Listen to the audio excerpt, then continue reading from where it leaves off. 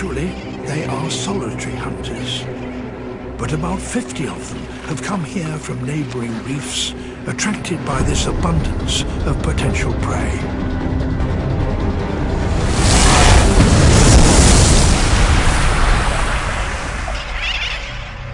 The fledglings stay out of the water if they can.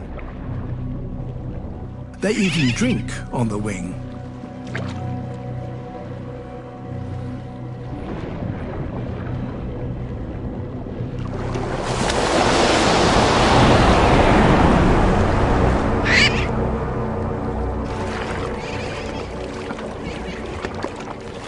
If the Trevally are to catch one now, they have to up their game.